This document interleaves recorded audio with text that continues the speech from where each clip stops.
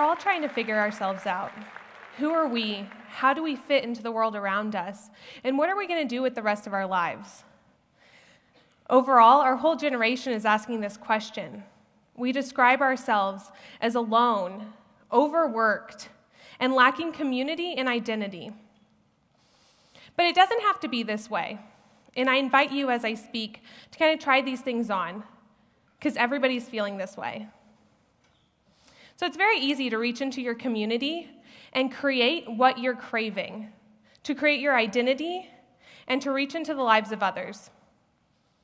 So when I was in 8th grade, I was very awkward, very introverted, but I knew that I wanted to do really big things in life. I just didn't know how. Luckily for me, I met a group of girls who knew exactly how to do this. It was a group focused around community, learning, and living really big in the world. Together, we put our funds together and decided to work every other Sunday for 2 hours to give back to our community. We did this in the form of grant giving. So we would pull our funds together, review these applications, and by the time I had graduated high school, I had been giving for 5 years. There was 55 other girls who joined this small group of girls with me, and it was the best place that I could have been in that time of my life. And that's where I started to find exactly who I was. So, fast forward, and I'm in college. I'm lucky enough to meet a big group of people who are doing textbook fundraising. So textbook fundraising is the idea where you get groups to donate books to you. If a book is over $10, we sell it online. If it's under $10, we donate it back to students. In 3 years, we were able to donate $15,000. And this $15,000 went on to give money to children who had been abused and needed counseling. It gave backpacks to children who had never had backpacks to go back to school.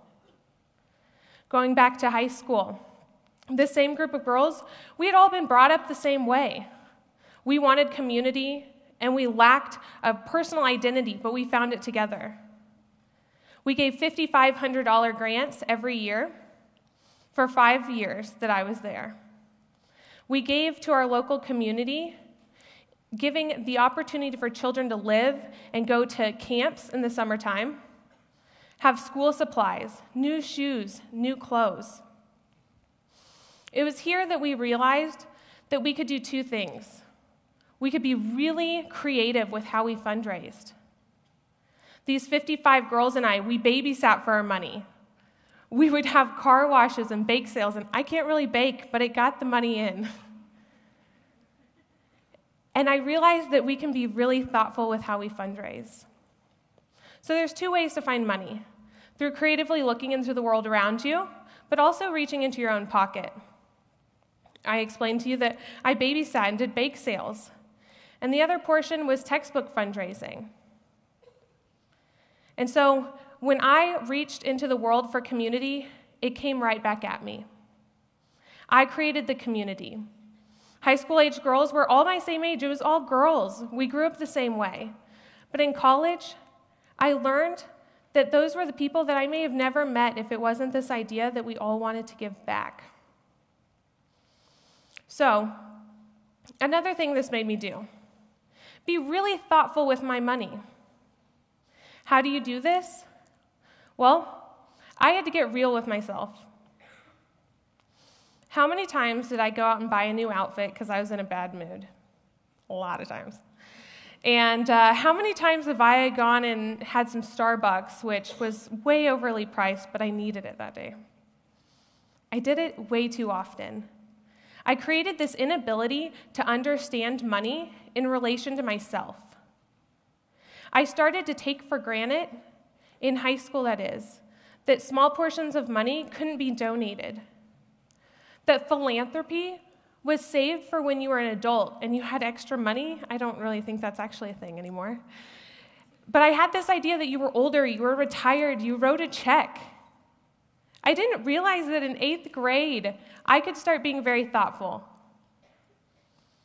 So, I started calculating kind of with my friends is that if I spent $10 extra a week, I'm spending $40 a month.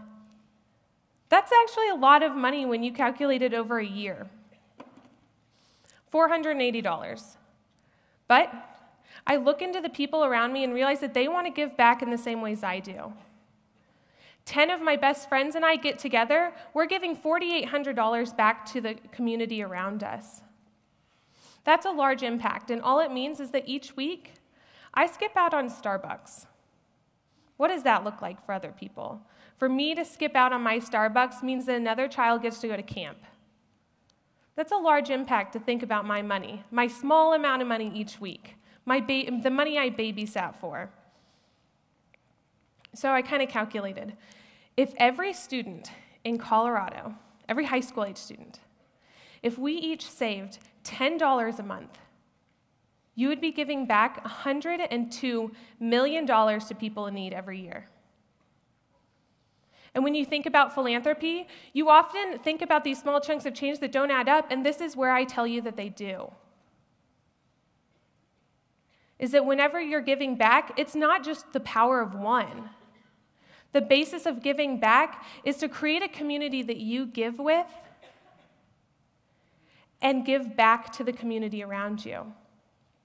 So it's these ideas that I ask you. Invest in the things that create who you are. When you're in 8th grade, 9th grade, 10th grade, people tell you, you're too young. Even now, I'm about to graduate, and people say, oh, don't worry about it, you have the rest of your life. But it's the thought that in 8th grade, I chose to invest in the things that created who I am now. I chose to be thoughtful with my money. I chose to be thoughtful with my time. And I decided that the best way to invest in myself was to invest in others. So what time is the best time to create who you are? You can do this through being thoughtful, reaching out to your friends, creating a larger impact. So I invite you, in these next few weeks, just look up for a little bit. What are you spending that you don't need to spend? What time do you have that you could be donating to others? What skills do you have that you could be working for a nonprofit and allowing them to serve your greater community? What does that look like to you? What does it look like to invest in the person that you want to be for the rest of your life? And how do you invest in the people that you walk around each day? Try that on. Invite people into your space. Invite people to spend their money wisely, to get together. Because you are never too young to create who you will be for the rest of your life. Thank you.